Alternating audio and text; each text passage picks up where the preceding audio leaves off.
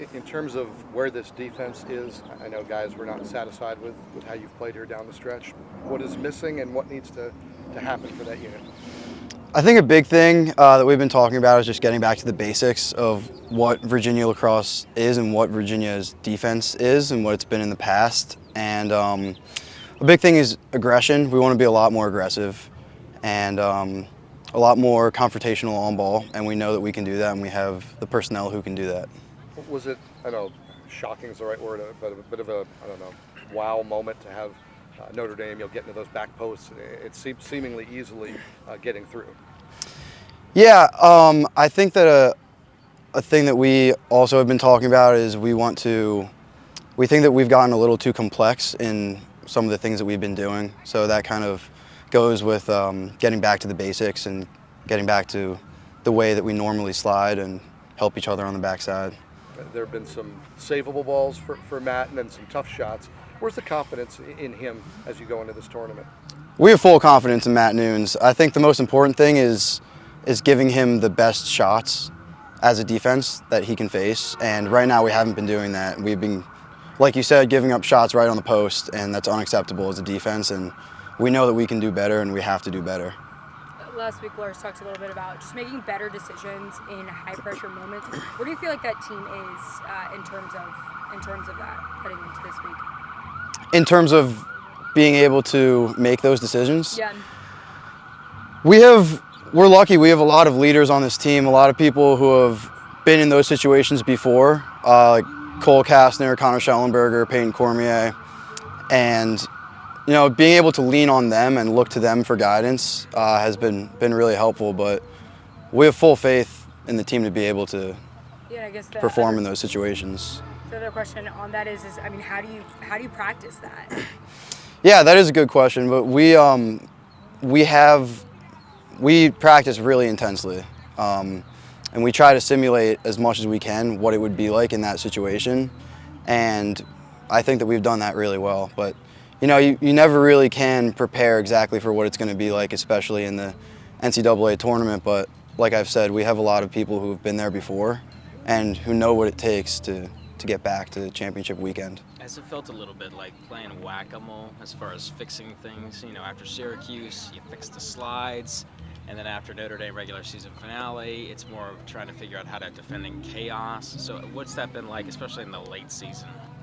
A little bit, yeah. And I think that's why we want to get back to the basics so much, because that's what worked for us at the beginning of the season, just being aggressive on ball, knowing exactly how we're sliding. Instead of really trying to switch things up for the opponents, we're just focusing on ourselves and focusing on what we know works for us. What about ground balls in front of the crease? Because that's been lacking a little bit the last two times. I know Notre Dame's a great ground ball. Yeah, it's different because being in my fourth year here, we've never lost ground balls like that before. Yeah. So that's something that we take really personal, and it was shocking to see that result.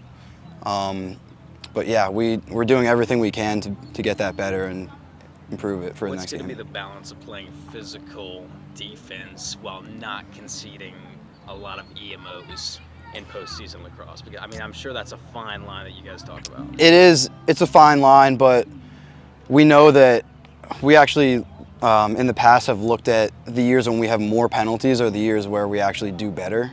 So we're not afraid to go out there and get penalties for being aggressive if that's what it takes. Coach Tiffany says, he cares more about mental errors than physical errors.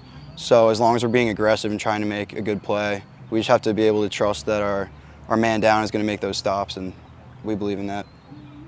Acknowledging, obviously, what's gone on the last couple of weeks, but this is a program where seasons are defined by what happens now, what happens in May. What kind of opportunity is this for you guys now to kind of hit that reset button? This is exactly what we want going into this tournament, just being able to, like you said, hit that reset button and just make a big run. And it starts with St. Joe's, and that's what we're all focused on right now. And some of us have been looking at that 2011 team.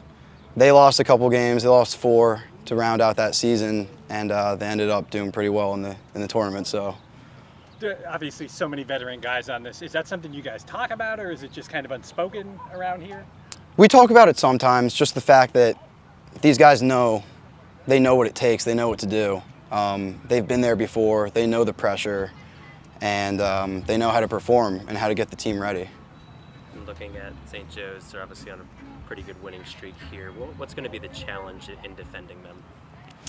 The challenges they have, like you said, it's a high-powered offense. They have people who will shoot from just about anywhere. They have some really good shooters, some big, powerful attackmen, but we have some big, powerful defensemen, and I have a lot of trust in our entire defense. And you know, once we get the plan ready to go, I have a lot of faith in our team. What's the sense that you get for the entire roster about the confidence and the belief that you guys have that now it is the NCAA tournament and it is do or die, that you guys can kind of get back to playing, you know, the best version of Virginia lacrosse? Yeah, I would say that we definitely have a lot of confidence, and that's something that Coach Tiffany has been, one of his main messages to us is just that he believes in us, the coaching staff believes in us, and he needs to make sure that we believe in ourselves, and I know that we do, and we just have to show that we do in these next couple games. Is there any value in the fact that they played Richmond and you know Richmond? Is that? Yeah, there's certainly a lot of value to that. Being able to watch that game since they just had it, and we've played Richmond, like you said, we beat them, and we know what Richmond is like and some of the things they do on offense and defense, and so it'll be really helpful to be able to analyze that game